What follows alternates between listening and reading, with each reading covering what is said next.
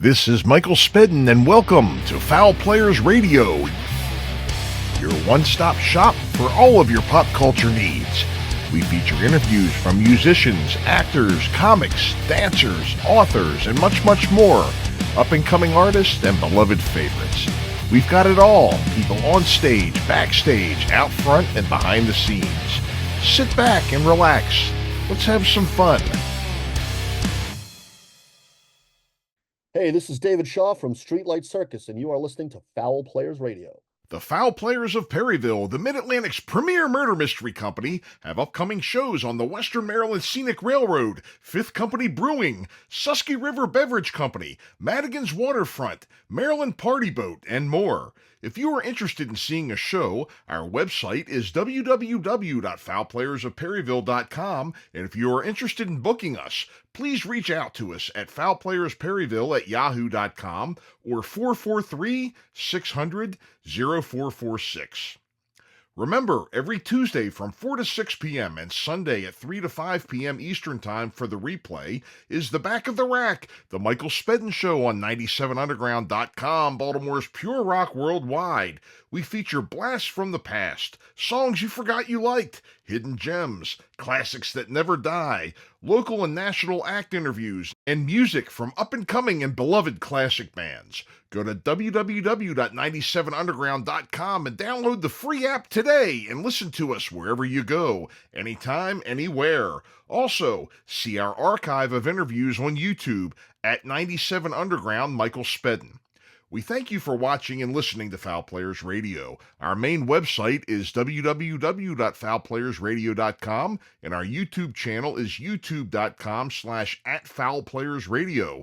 Remember, please support our guests in their endeavors. Shop small and buy local. Links to their books, albums, tickets to their shows, and much, much more can be found in the show notes of each episode. Enjoy today's show. Hi, this is Randy Jackson from Zebra, and you're listening to Fowl Players Radio. Hi, I'm James Dumont from The Righteous Gemstones on HBO and the FX series Aaron Hernandez, and you are listening to Fowl Players Radio. And folks, welcome back to Fowl Players Radio, Season 11, Episode 37. Tonight we have Sam Williams and Ritchie Davis of the band Black Valley Moon join us. They're from Tampa, Florida. They came on and they talked about their music, upcoming and past shows. We went down a real rabbit hole talking about old television shows, indie television stations, and they gave me some really just, eye-opening news about what it's like to survive two major hurricanes in a week. Black Valley Moon is Sam Williams on guitar, Ritchie Davis on drums, Don Butler on bass, and Ray Vega on vocals. Their website with information on shows, their music, and merchandise is blackvalleymoon.com. Sam also performs with a band called Down by Law. Downbylaw.com is their website. After the interview, Black Valley Moon has given us permission to show two of their videos. Make sure you stick around and watch, folks. We'll be back right after these words with Sam and Ritchie from Black Valley Moon.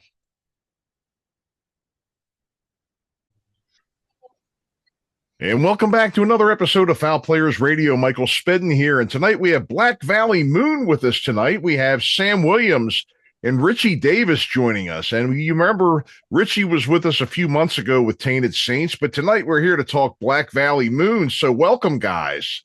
Thank you. Hey, how you doing, Mike? Glad to be here.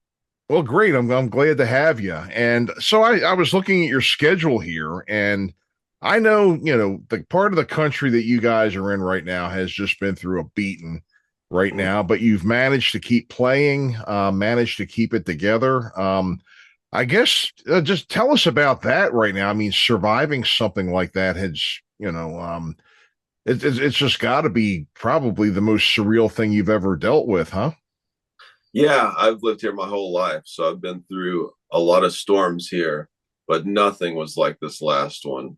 Actually, the last two, it was just crazy, and I know so many people whose homes just got ruined, just everything just destroyed. Particularly if you live near the water, that was a real bad part of it, was the flooding.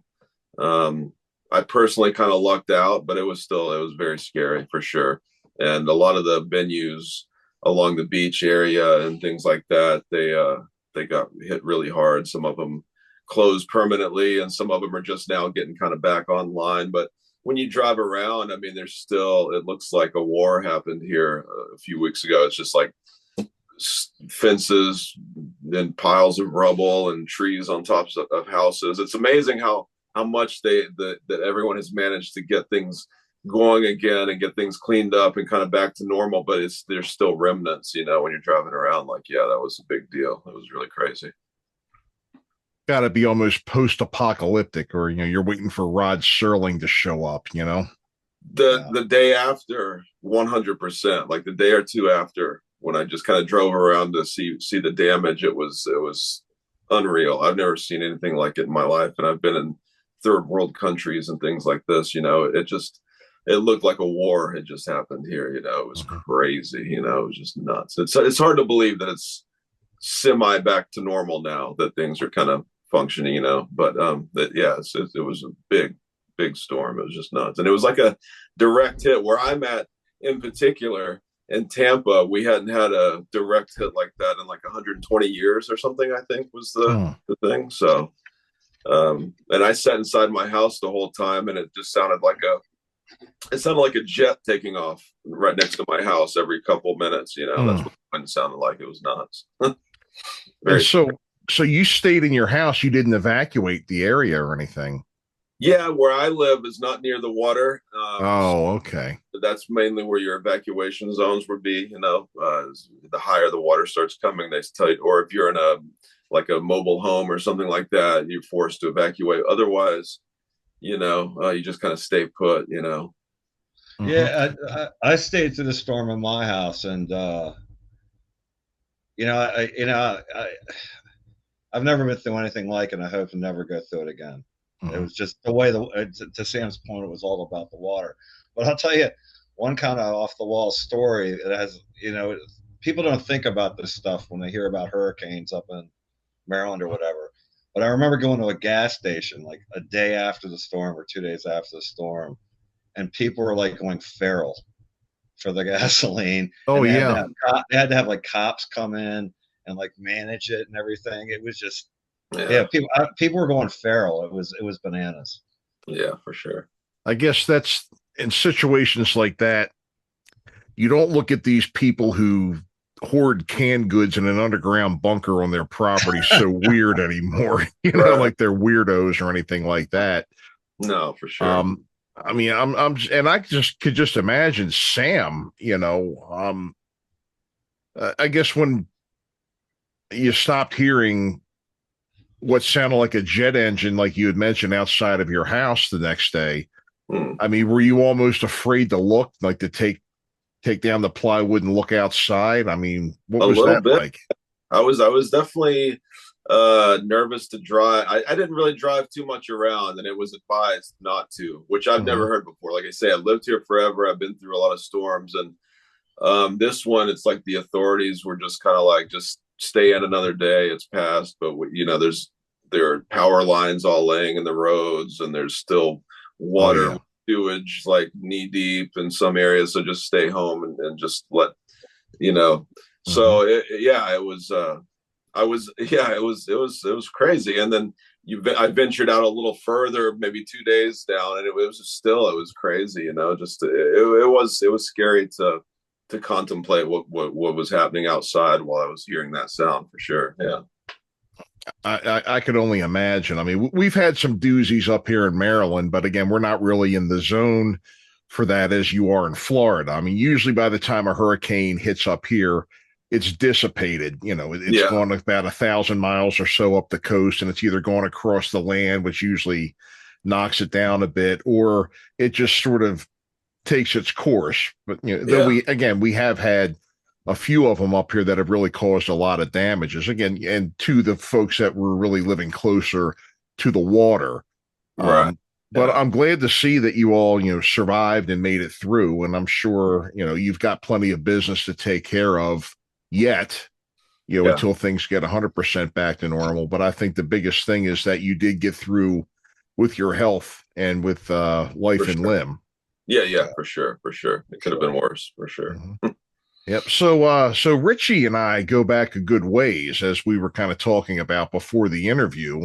Back to our days playing places like the Rage, and God, where else? Like I'm drawing a blank here, but the Paragon, the Rage, so many places in the Baltimore, D.C. area. And he told me about this other project, and I've been very excited to hear about it. So this has been going on now since about 2019. And you describe yourself on your website here. It's a guitar-centric garage rock band. Okay, surf, rockabilly, horror punk, goth. I absolutely love that sound. I can listen to that stuff all the time. Especially, and they make that genre, I guess you could say, I think makes the best movie soundtracks, doesn't it? Right. Yeah. Right. No doubt. Makes me think like Quentin Tarantino, and he's really into that too. Like Swingers. Yes, like yes, Swingers, exactly. Kind of movies, right? Yeah. Exactly. So what inspired you to start a project like this? Well, when I started it, I had a few ideas rolling around in my head. I've been in a lot of things, doing a lot of different genres, and I think about the time I started thinking about this, I was thinking I wanted to do something very guitar driven, very, I wanted it to be instrumental at the time.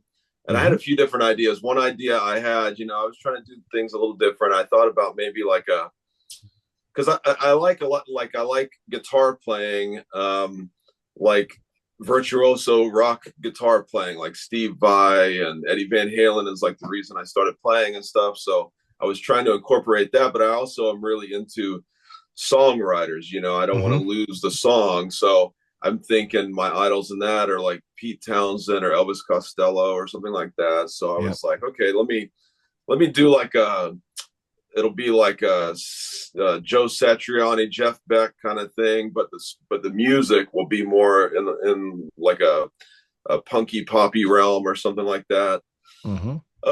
Or I could also, I've always had an affinity for like the 60s and mid-century type things. And Me too. Yeah, and surf guitar came in kind of on my radar, which I had kind of been thinking about, and that's already there. It's guitar music, but it's all about the song. When you listen to like The Ventures or Dick Dale or something, those are like songs, even though the guitar playing is like front and center. So, so I started out like that, and we put out a couple records in that format, and people really liked it in that scene, but instrumental music is a very niche kind of thing. Some people really can't take it, Yeah, right.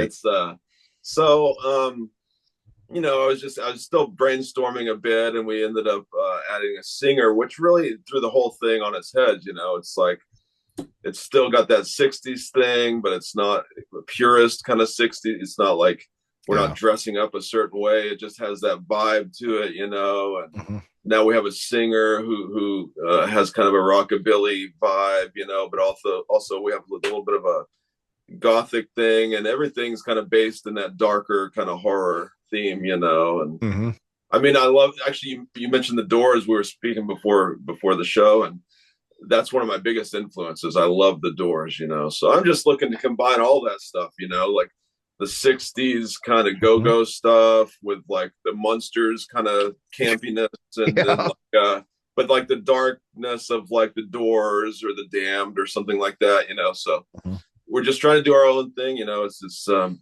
then Ritchie came on board a while back, and we just did a new record, which is like, to me, it's like the pinnacle.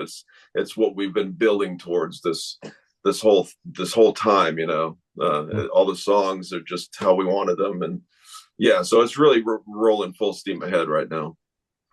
This genre, and again, the way you've kind of crossed these styles, they all, I think, when you're doing something like this, these styles meld together very, very well, because there are parts of, rockabilly, horror punk, goth, as you'd mentioned, surf, that are unique to themselves.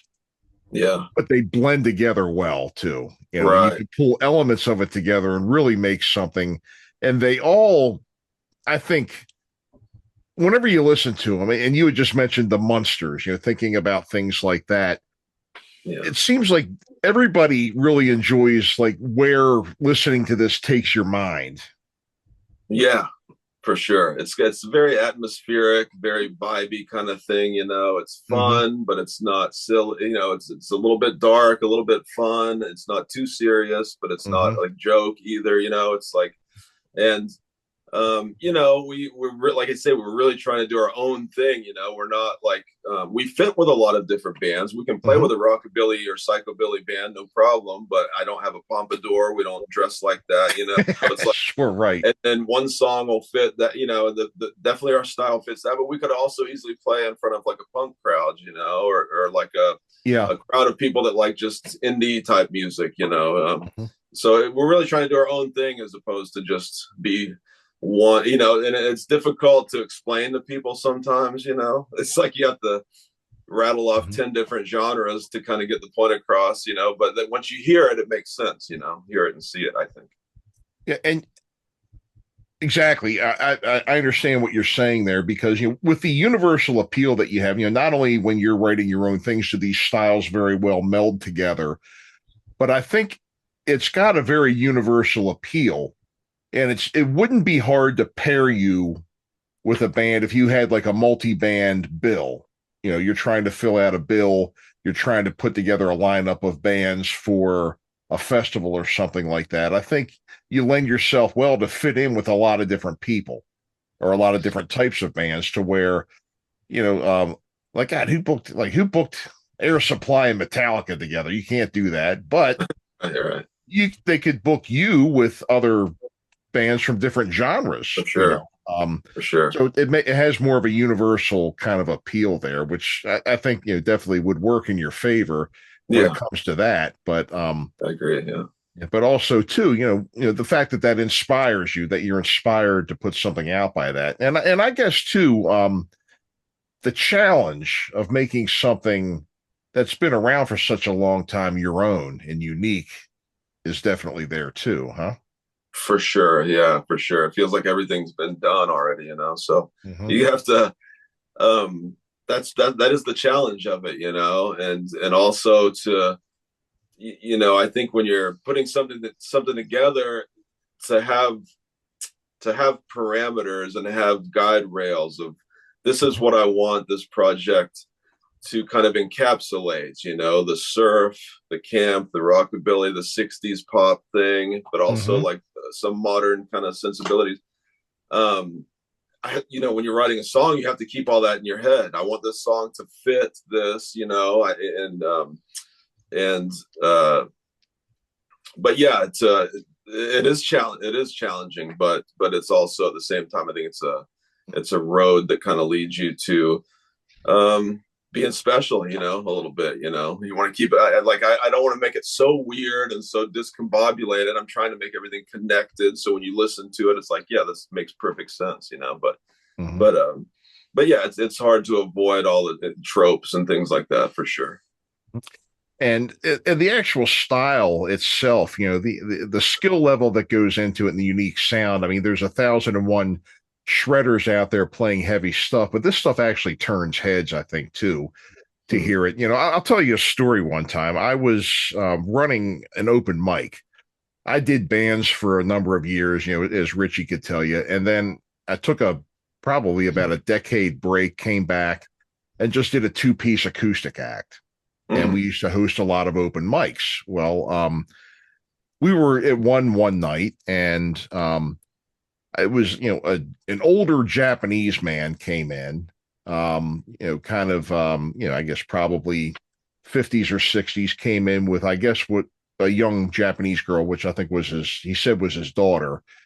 They weren't really proficient with English, but they said, they kind of gestured, they wanted to get up and play. And we were like, sure. We had acoustic instruments, but we also had an electric guitar, electric bass there. So they get up, all of a sudden, right into the Ventures. Oh, cool. And they nailed it. Yeah. And they had the place jumping. Yeah. And they did 2 or 3 Ventures songs, and it was just amazing. Yeah. And who knew? Who knew? Right. They were just kind of sitting there all night drinking coffee, absorbing the room, Looked like they were having a good time. Then they get up and they completely blow everybody away. And Yeah. I have that. So as I mentioned, I play in other formats too, and I do a solo thing. Mhm. And that's how I kind of started out the solo thing, because I didn't want to sing at the time. Now I sing, but at the time I didn't want to sing, and I just wanted to get gigs around the beach bars and stuff. And Yeah. I was trying to think of things that people don't do, and everybody's kind of doing a similar thing. They're doing like top 40 acoustic stuff, or Yeah, just sure. the stuff you hear. So I was like, let me try the surf thing, or the 60s instrumental thing. And I have a whole like 3 hours of that. And yeah, man, it really, people tend to love it. They will come out of whatever they're doing to be like, whoa, I know what that song is. I know what that vibe is, but I have never heard, I haven't heard it in years and years and years. And Mhm. of course, everybody knows all the songs from the Tarantino soundtracks, like Yeah. Ray and stuff, and Miserlou. And yeah, it's a sound that it's cool. It's like, it's recognizable, but it's not boring. It's not try it. It's got just such a cool Mhm. vibe to it. So definitely that's part of the things we were trying to capture with this, for sure. That same kind of feeling. Yep. Something else that kind of is, where this genre kind of comes in, and I was just thinking of it. I'm a huge old TV freak. Me too, totally. 50s, 60s, 70s. Absolutely love it. And this is a phenomenon that I think if you're as into it as I am, you've noticed. Okay. No matter what the sitcom coming up through the 50s and 60s, just like there's always an episode where like the nerd on the show gets into a boxing match somehow and ends up winning, how that happens. Right. There's always an episode where one of the kids in the family has a garage band. Oh yeah, right. Okay, Opie, Yeah. Andy Griffith, My Three Sons. Mm-hmm. They're in there and they're all playing, it's kind of like that, almost kind of close to that twangy early 60s music. Yeah. You know damn well they're lip syncing, Right. They're all playing acoustic guitars, but they're distorted. Right. Or, Yeah. Or they're all playing guitars, but then you hear saxophones coming from somewhere. Yeah. And I've had a couple of people, we've talked about that. There's been actually books written about that, naming all of these sitcoms that's happened on. And everything. Cool. Yeah. But one thing that I've never been able to find out is who, because a lot of it just sounds the same. And I'm just wondering who wrote that for these shows. Like the music, you mean? Yeah, the music. Yeah, because they're just, maybe 8 or 10 bar intervals before Andy Griffith comes in and yells at Opie to turn it down, but you hear it, Yeah, for sure. Yeah, that's a good question. I'll bet it was probably a lot of the same guys, like the guys that wrote for the Monkees. They had a lot of writing credits, I think, for TV stuff. Was it Boyce and Hart, I think, were their names. They even appeared on a Brady Bunch episode, but they were mainly writers. And I know little tidbits about things like that, because I love that old TV stuff too. And there was let's see, Ricky Nelson, when he had his thing going on TV. It's a little bit of a different thing, but man, he had one of the legendary guitar players. James Burton was like one of the top rockabilly guitar guys, and he would be he probably had a hand in some of the writing of some of that stuff, like was it Hello Mary Lou and things like that. But yeah, I love that old TV stuff too, man. I mean, just earlier today I was like working on an amp and watching an old Dean Martin TV special with like Paul Lynde, and I can watch those just all day long, Believe me, sit me down. I don't need another thing except for food to sustain myself. Right, yeah. Like Dr. Now says to some of those big people, you can go 4 months without eating, you'll be fine. Hey, another thing I've noticed too is that on Dick Van Dyke they did it, and on My Three Sons they had one of the guys from, I think the duo was called Peter and Gordon. Okay. They were on those a couple of times too. As a matter of fact, I think Chip from My Three Sons kicked him out of his band in the episode too. No way. That's funny. Yeah. But, a lot of those old shows when that was like the music of the day. There's a great bit with I forget what movie it is, but it's like Jerry Lewis, you know, the comedian, gets up and does does a rock and roll bit with a band playing behind him, and it's hilarious. He's like kind of imitating Elvis, you know, and I can't remember what it is. It's on YouTube. It's really great though. There's that one, and I'm trying to think of the other ones that were like that, but yeah, those bits with the music that comes. Oh, and there's a great scene. I forget the name of the movie, but it's a Frankie and Annette movie with Don Rickles, and they have a surf band called the Pyramids playing. Yes. So good. Yeah. Yes. That's a great scene too. It's a great song too. Yeah. But yeah, I love that stuff. There's the 60s sitcoms, you know, 50s, 60s, they were so rich for that kind of stuff to show up in it. The fake bands, and another thing too that used to crack me up, and we won't go too far. We'll get back to your band in a second here, but I figure while we're in the rabbit hole, we may as well have a few more carrots while we're here, you know. Another thing that cracks me up, and I actually paid an homage to this, and there are some people out there that got it. I run a murder mystery group now instead of playing in bands, and we have different themes all the time. Awesome. One thing that you may remember too, if you watched Bob Hope specials, the Jack Benny show, sometimes Lucy, if Bob Hope or Jack Benny were a guest, right, there was always an episode whenever they tried to blend in with hippies. Oh, right. And they would put on these really bad page boy wigs. Yes. And these fur vests. Yeah. And they would try to dress like him and everything. And it was just so bad. Right. And we actually did a murder mystery where based on a show like that, where a couple of the actors, you know, and the actors in my troupe, some of them were in their 70s. Which made it funny. We actually found some of those wigs and found some clothes like that and had them wearing it. Oh, awesome. I love that. Kind of paying homage. But that's so cool, yeah. Like another guy I've been trying to get on the show, his name's Ron Dante, he was actually the Archies in the studio. He wrote and sang Sugar Sugar. Oh, no kidding. I've been trying to track him down, but he's on tour a lot. But I have a couple of people. But if you're listening, Ron, hey, that'd be great. But he also wrote Double Your Pleasure with wrote a lot of jingles as well as doing that. And I bet he would definitely have a lot of input as to solving this mystery here, as to do a lot of it. That's awesome, man. Yeah. Where a lot of this music came from here. So so you've added a vocalist, and I guess that probably did present a lot of challenges to doing this genre. Because it is usually instrumental driven and everything. Tell us a little bit about that. Well, it was kind of like I did start writing slightly different. Well, when he first joined the band, I was like, okay, it's got to be, we have to keep the music interesting. So a lot of those songs, what's going on behind them is very busy, almost like an instrumental song would be. And I'm actually shocked that he was able to sing over some of it. That's like, that's a testament to his talent, to be able to sing. Cause I mean, when he first got started, the music behind him on the first album he sang on, it's just, it's like I say, it might as well be just a straight up surf song. And he made it into a vocal song. Now these days, and like say with this newest record,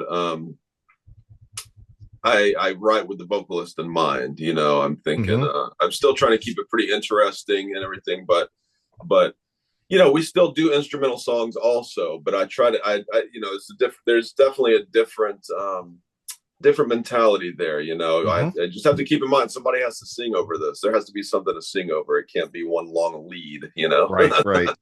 So, oh yeah. So there's that part. But other than that, I mean, he just,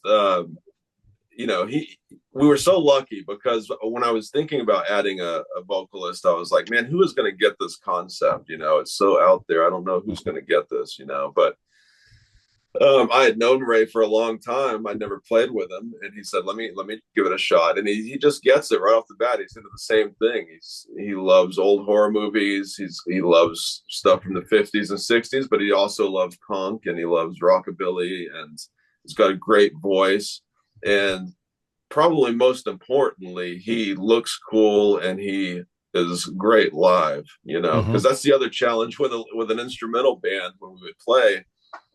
We're just kind of looking at each other playing. I mean, I jump around a bit, but it's just not the same as having a front man, And that brings it to a whole new level with the live thing, I can imagine it does. I'm looking through your photo album on your website, and love the Mad Monster Party shirt, by the way. Oh yeah, I have like three different designs of that. That's like one of my things, because what a great movie that is. I knew you'd appreciate that.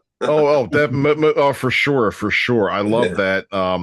That rank. That was just one of the ones that you just don't see on television anymore. But I know it's on YouTube. But YouTube, absolutely the DVD. Tremendous.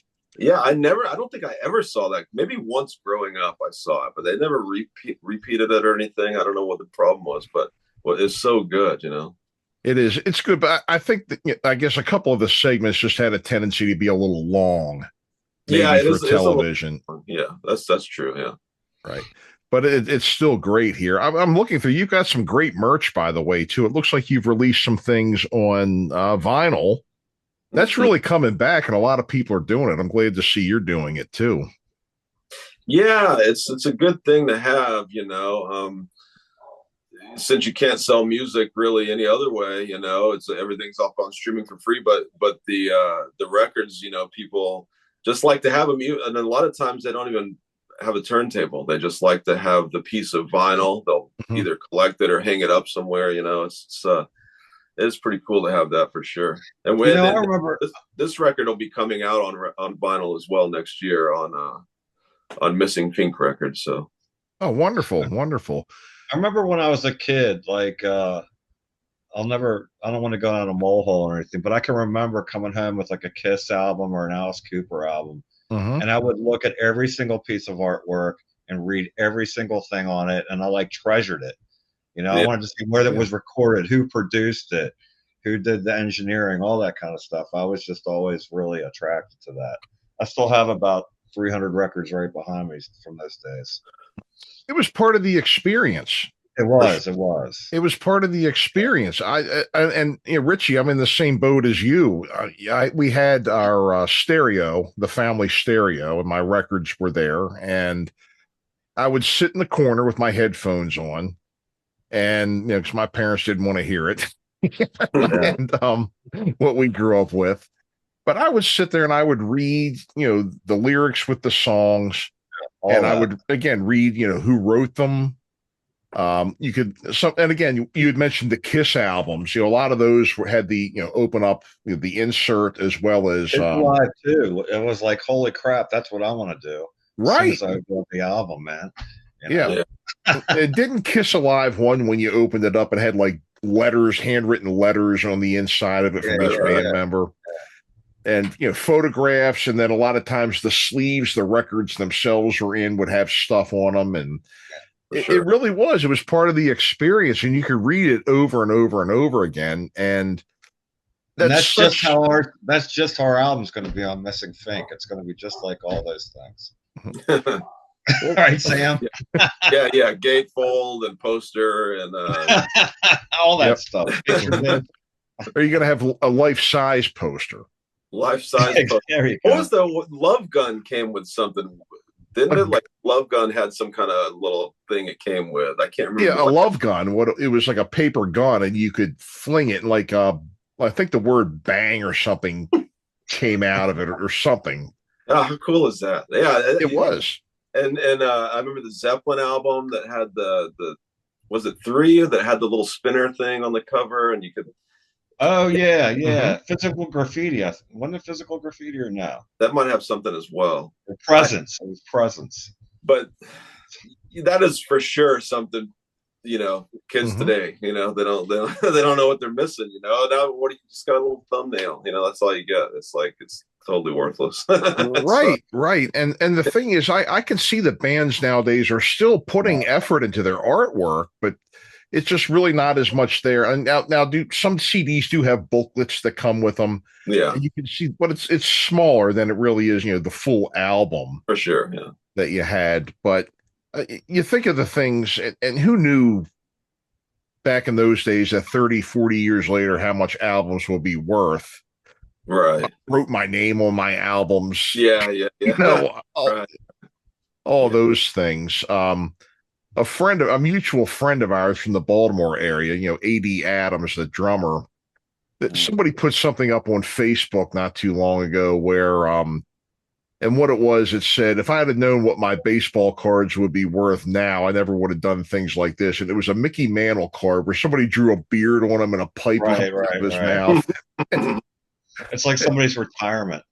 Yeah. Exactly. Yeah, Exactly. you never know what's going to be worth something later. It's crazy. I know. And you think about the things where again, you do things like you write your name on your albums. Yeah. That just knocked, about 80% of the value off of it there. Yeah. And then records getting scratched. Yeah. But on the other hand, too, what's the point of having a toy when you keep it in the box for 40 years? I mean, the point of the toy was to play with it, like G.I. Joes and Stretch Armstrong and all those other things we grew up with. Right. Yeah. I wasn't thinking that far ahead. Me neither. Like when I was like 10 or whatever. Yeah, for sure. Who did? I mean, I'm thinking that these kids that still had these things still in the box from back then were kids that got punished a lot and their parents took it away from them or something, and for sure. Speaking of vinyl, though, Sam, aren't we on another Missing Fink release that was come out recently? Yeah, I don't know if it's out or if it's the pre-orders are going up, but yeah, there was a compilation, and I also forget the name of it, but it was a compilation of all songs that were based on the werewolves, and it was kind of a Halloween thing. It should either be out or it should be up for order. It should be shipping pretty soon, I would think, but yeah, Missing Fink's a really cool label. They always put out these themed compilations. We had one a while back that was all the songs had to be about Planet of the Apes. Oh. So we had a song on there, and one that he did was all songs based on Vincent Price. And anyway, this newest one is the Werewolf, or the Wolfman, and yeah, we have a song on there, Sangre de Lobo. It's in Spanish, but yeah, that's awesome. Planet of the Apes is another rabbit hole we're going to have to visit sometime because I absolutely. I was never, I liked Star Wars. I was never a Star Trek guy, but give me some Planet of the Apes. Oh, it's so good. The 60s and 70s Planet of the Apes, and I'm in my glory. You know what? You know what's funny? During the hurricane, the aftermath, I actually watched the first 3 Planet of the Apes movies. The original ones. And the first one holds up. The second, third, not so much. The first one holds up all day, every day. Mm-hmm. Just so you know, that record, I just looked it up. It's called Wolfman's Howling Hootenanny, and again, that's on Missing Fink. Yeah. Mm-hmm. Is it a double LP? Yes, it is. Yeah, it's a 2 LP set. It's got 30 bands on it, and like Sam said, they're all about werewolves and Halloween and stuff. It's kind of cool. Mm-hmm. Yeah, and that'll be our first vinyl release that Ritchie is on. He played on that one, so. That's a cool one. That's right. Yeah, Ritchie, you're newer to the band, right? Yeah, a year. A year, okay. It's been the fastest year, though. But yeah, a year. Mm-hmm. Well, that's good. Well, I would say, Sam, you chose wisely. Yeah, no doubt. He's killing it, man, for sure. Great addition. I would say on the drumming, though, this is the kind of music I've always admired it, but never played it, and it's a whole nother level. I was never, back in the day, I was never particularly formidable with shuffles or different time signatures and things of that nature. And I love playing this stuff. More I try to make it more big bandy almost. I'm never going to be that, I'm never going to be that good, but trying to do more precise dynamic stuff than I did usually, historically. And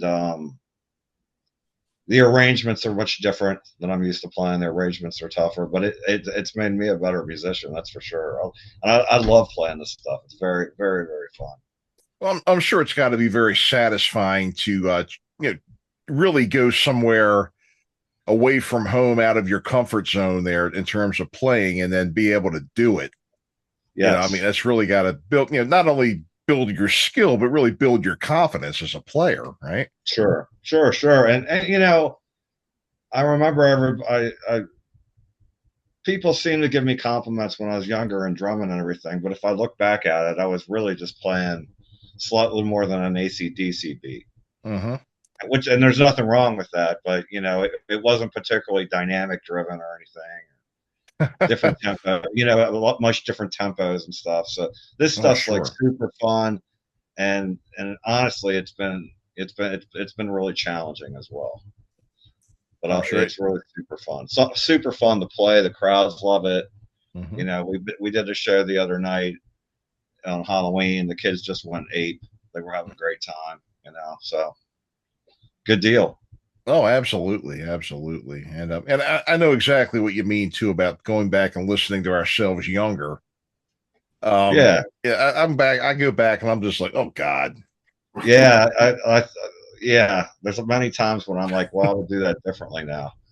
I'm like, oh God, what was I thinking? I'm like, oh, good Lord. Oh, woo. Oh, yikes. Burn that. Let's get rid of that evidence trail right now, But I don't know if you've had a chance to listen to both the new EPs, but it's probably the finest work that I've ever done. Not that I have a ton of a catalog or anything, but I think it's really good. I would encourage everybody to give it a listen and check definitely the video out. I don't know if we told you, but we just had a video release too. Oh, okay. Yeah, I'm looking on your website now. I see a bunch of them from live performances, and then I see another one that looks like oh, please. No, I think it'd probably be toward the bottom. It's going to be a Spirit Box.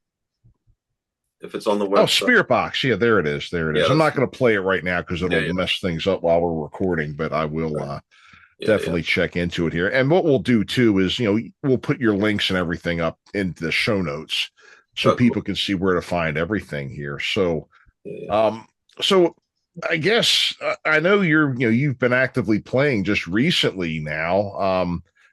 Are you able, do you have shows coming up and, or the venues are doing all right, I guess, huh?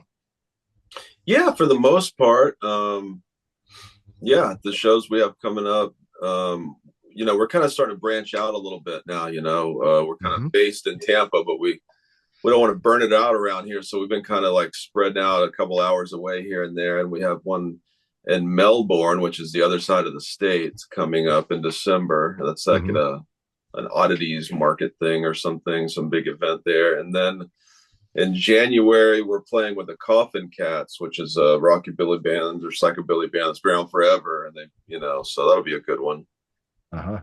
These sound like a lot of fun. I definitely, the next time I'm down in Florida, I'm hoping you all are playing because I'll definitely come check it out. Well, we know what.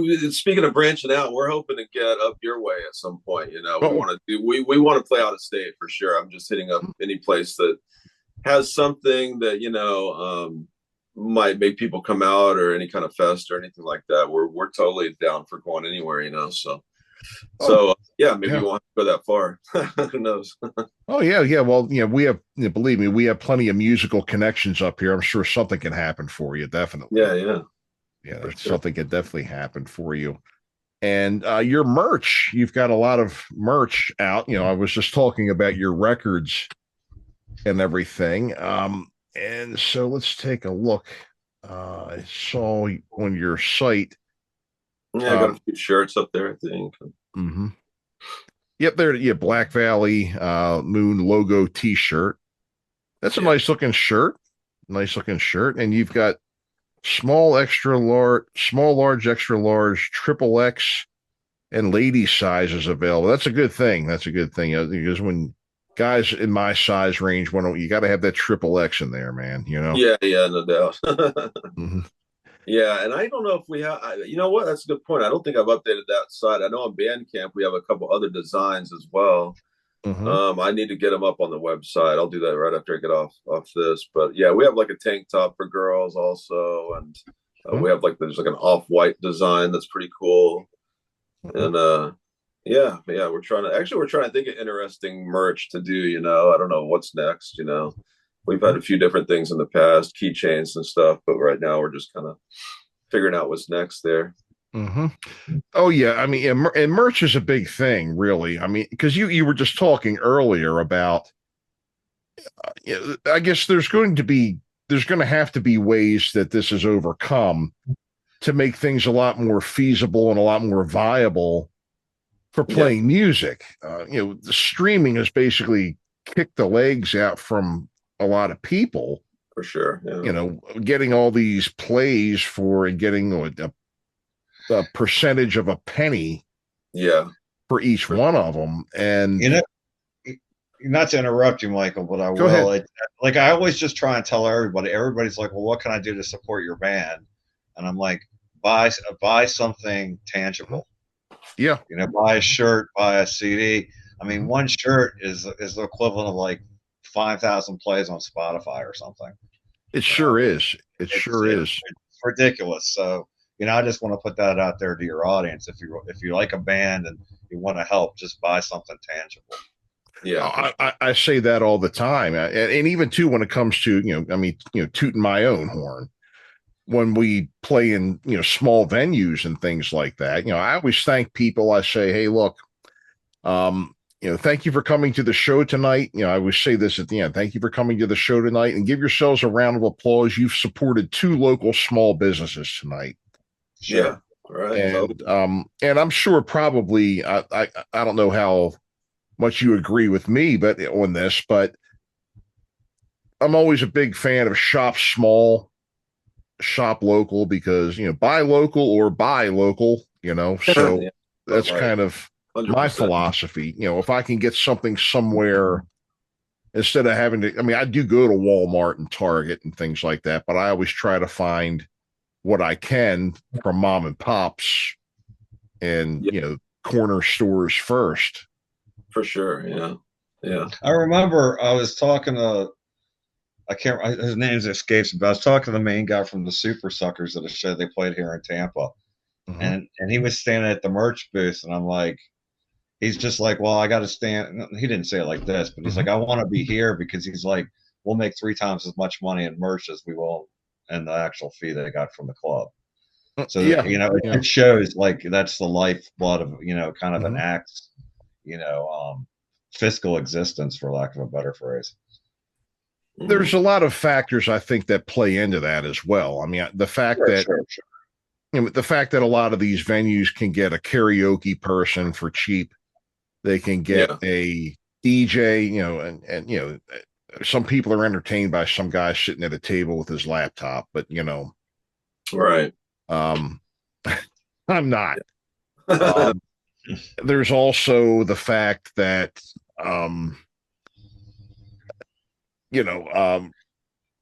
that I think has really knocked the prices down for entertainment, and I don't know that the venues are willing and or maybe even able to adjust, because Ritchie, I know people from around here. We know the veteran guys, the guys we looked up to when we were young musicians, able to make a living playing in Baltimore. Yeah. That's quite a feat. That was quite a feat. Not make a living, but they didn't have to have a job, and they actually, the band actually had a dental plan and a house together, and they had money to spend, and then it seems like the amount of pay just like stayed the same all these years, but the cost of doing it has gone through the roof. So, try being a drummer. Yeah. The gear's expensive. Mm-hmm. Oh, it is. I'm sure. You're buying sticks all the time. You're buying heads. and then lugging it in and out and everything. It's just you definitely got your work cut out for you. It's good times. Those load ends are fun. Oh yeah. Oh yeah. Well, guys, I've enjoyed having you on tonight. I mean, it's been a great conversation, and Appreciate again, it. I'm really interested in what you're doing here. I'm sure others will be too. So why don't you go ahead, and this is what I call the shameless plug portion of the evening, where you can shamelessly plug anything you'd like to shamelessly plug with no shamelessness prevented and all shamelessness encouraged. So have at it. Yeah, well, just check us out on all the streaming stuff. I mean, to me, the other side of the coin with streaming being like a detriment to music is that it's just created an ocean of white noise. I've read that there's like 60 to 70,000 songs a day being uploaded. So just trying to get noticed is like just a feat, And just anybody, we're just trying to get the word out. We want people to know that we exist, basically. So yeah, check us out on Spotify. Our newest records we're super proud of. That's Curses, Wishes, and Haunted Transmissions. We have it split into 2 different EPs with instrumentals on one and the vocals on the other. The record that comes out will just be all together. It'll be on Missing Fink next year.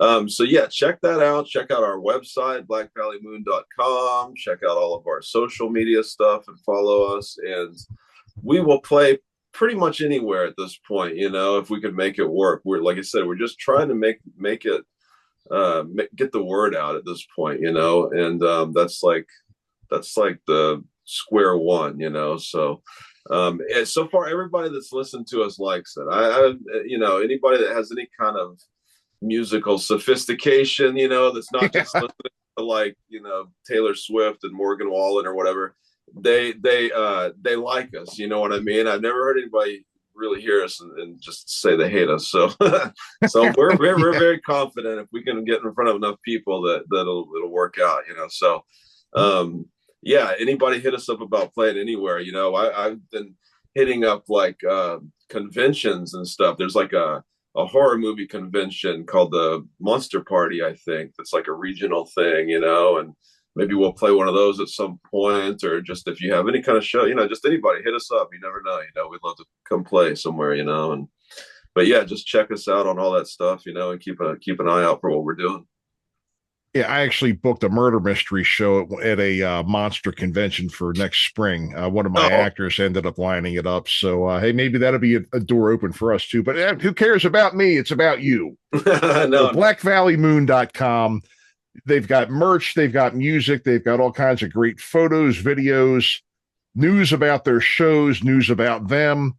It's a great website. I've been looking through it during our whole conversation. So, Ritchie and Sam, thank you both so much for joining us tonight. And folks, remember BlackValleyMoon.com. Check out their shows, buy their merch, support this artist.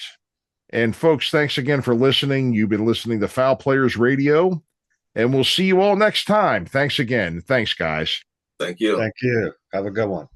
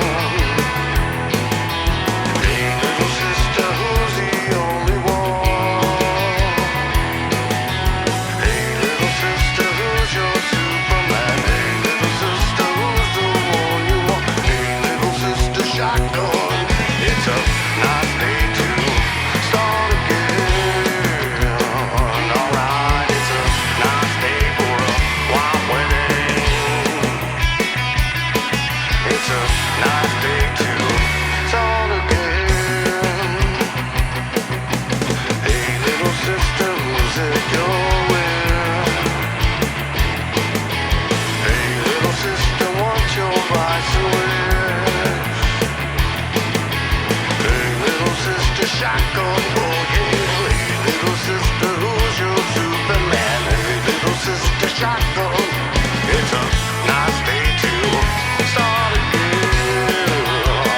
Alright, it's a nice day for a wild wedding. It's a nice day to start again.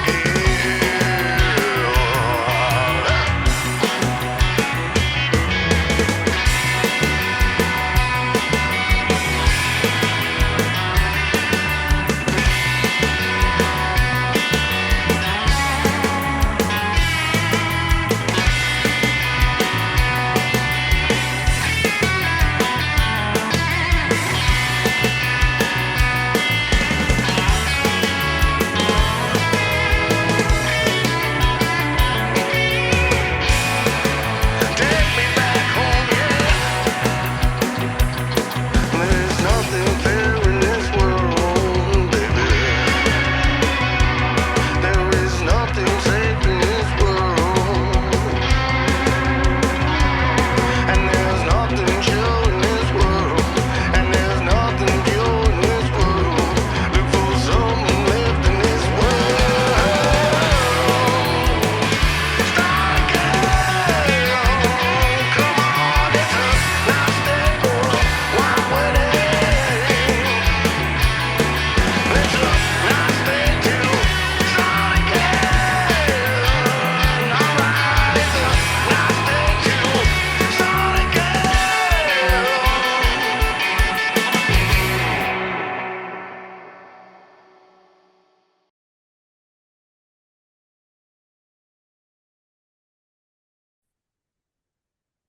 Folks, thanks for sticking around and listening to our interview tonight with Sam Williams and Ritchie Davis of the band Black Valley Moon. It was great to catch up with them and hear about their music. And, you know, I'm very happy for them. They got through those 2 hurricanes that hit Florida within a week back in September.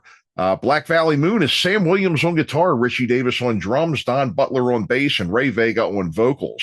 And for more information on the band, the band themselves, shows, music, merchandise, anything else is blackvalleymoon.com. Sam also performs with Down by Law. Their website is downbylaw.com. And make sure that you get out and support our guests. All of their links are in the show notes of every episode. It's getting to be holiday season. You know, supporting artists, buying small, shopping small makes for great gifts and great experiences to give people. You know, CDs, music, T-shirts, merchandise, tickets to shows, excellent gifts. Remember that, you know, you can come up with some great experiences and the gift that keeps on giving by supporting our artists. Also, remember to hit that like and subscribe button, foulplayersradio.com or youtube.com/@foulplayersradio. This is Michael Spedden signing off, and we will see you all next time.